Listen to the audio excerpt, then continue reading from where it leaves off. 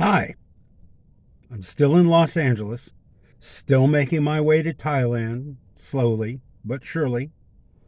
I'm sitting in my car because Los Angeles is all about sitting in your car. I've discovered that in the week I've been here. It's 420, April 20. That date has a certain significance for American men my age. I would typically take that date as an excuse to blaze up in the morning with you right here. But I've been told that YouTube frowns on such demonstrations of cannabis culture. So let me just instead wish you a very happy April 20th and remind you that I'm retired now and what I do in the morning, it's my own damn business. So I want to tell you about these two guys I knew in Thailand. You know, Thailand is jammed to the rafters with bored old men with nothing but time on their hands. And so before there was YouTube, we used to sit around in the bars and talk to each other and tell each other our stories and in some cases get to know each other. So anybody who's been there, as I was in the 90s as an expatriate, knows a lot of old men with stories to tell. So I'm going to tell you about two that I knew back in the 90s. One was traveling. He was a British guy, had a very, what I would identify as a very cultured upper crust accent, an upstairs accent, not a downstairs accent.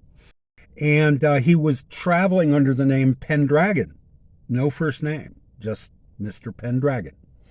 And he was this very distinguished guy in his 70s who, when he discovered I was the public relations manager of the hotel that had the best wine cellar in Southeast Asia, according to Wine Spectator magazine, and I could give away free wine, but he started showing up every day. And we'd sit and talk, and he told me he was a publisher of pornographic novels, which by younger listeners may not realize that used to be a form of pornography. People used to read pornographic prose in short stories and novels and pay money for that, and guys used to publish that stuff. Mr. Pendragon was a pornographer, and he told me about all the money he was making, which was a lot. And he said to me, I've read you in the newspaper. You can write. Why don't you write me a pornographic novel? And I'll pay you £500 and you get a pound for every book sold. And I never sell more than 5,000 books. And I said, well, that's a lot of money for somebody living on Phuket in the 1990s. That would pay rent for a long time.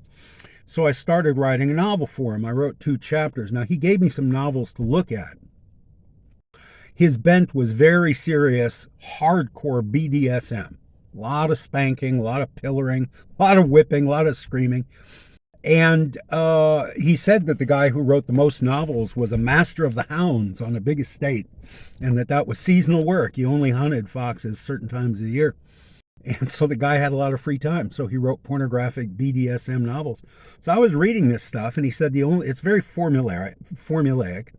Very thin, tissue-thin characters. Nobody cares about character development. Nobody cares about arc of the narrative, pace, voice, style. They only care that there's a wank on every page. He was clear about that. And I had written some pornography back in New York City for Penthouse and for a newspaper called Screw that was published by Al Goldstein back in the 60s, 70s, and 80s. So I had written some pornography, so I wrote him a couple chapters about it was based on a novel called Candy from the 60s, written by Hoffenberg and Southern, which was a pastiche of the Candide legend about the nymph who goes out in the world and is abused in various ways without ever realizing she's abused. So I wrote a couple chapters of a novel about a Thai woman in that vein. And then one day I was swimming in the pool at the Holiday Inn, and there's Pendragon swimming with a 5-year-old Thai girl, having a lot of fun, splashing around, and the girl gets out of the pool, and Pendragon comes over to me where I'm sort of leaning on the side of the pool, as you do, and he leans next to me, and he starts telling me how, as he gets older, he craves the affection of a child. He's childless, he's never married, and he's adopting this 5-year-old girl up in Bangkok. He's brought her and her minder, who is a pimp he met on Patpong Road, down to Phuket for a weekend to see if they're compatible, to see if they get along.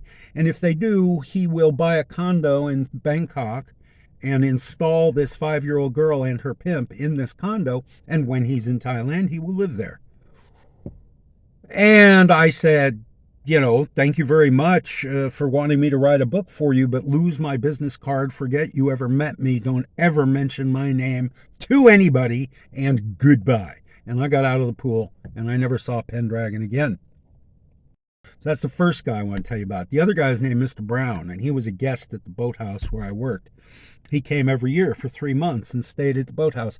And Mr. Brown had been born very wealthy to an upper crust East Coast American family. And when he spoke, he sounded like Franklin Delano Roosevelt. He had that upper crust wealthy, he had money in his voice, But he had been born flamboyantly gay. So when he turned 21, the family said, here's your inheritance, $1 million. Get the fuck out of town. Don't ever come back. And don't ever mention our names. So he had studied art in college, so he started traveling around the world and looking at monumental sculpture. That was his deal. He liked big sculptures. Thailand's got a lot of big Buddhas. That's what he likes. Nelson on his column, Lenin over Red Square, any big human representation. It's mostly martial stuff, military stuff. But that was his bent. And so he traveled the world for the next 60 years on his trust fund, just enjoying art and enjoying the company of many beautiful young men. And ended up spending a quarter of each year in the boathouse on Phuket, a quarter of each year in Paris, London, and I think New York City. He told me he had never worked a day in his life. He had been lucky with his financial advisors. The $1 million he inherited when he was 21 back in, maybe 1921, had produced enough interest that he could live off that interest his entire life. And now the $1 million he started with was $2 million of capital. And he had never been unhappy a day in his life. And he had created his own monument. He had started a foundation that bought books for schools in very poor countries all over the world, Africa, Latin America, and Asia.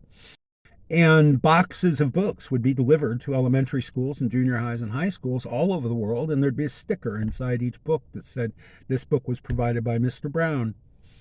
And he had set up, he had no children, of course, and his family had disowned him 60 years before.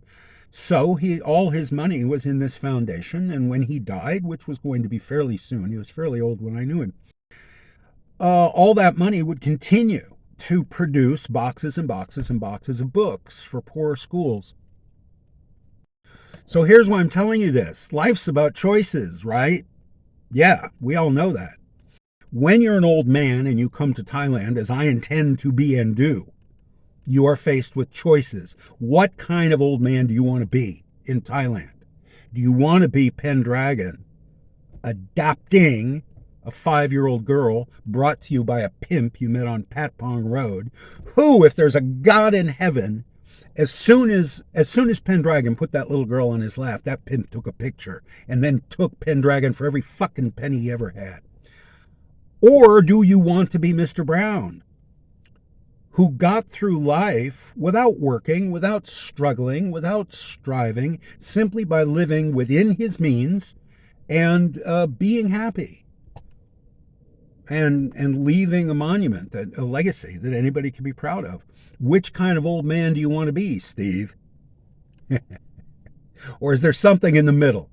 If Steve cannot be angelic like Mr. Brown, and he cannot be satanic like Mr. Pendragon, maybe there's something in the middle where Steve can land, which hopefully is on the angelic side. And all of us, right? We're all making those decisions every damn day.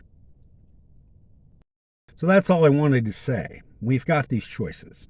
I will face these choices in about 2 weeks. I will arrive in Thailand May 12th. Today is 4/20. And I'll arrive May 12th and start to make those choices, make those decisions, and see where they lead me in the time I have left. Thank you for listening.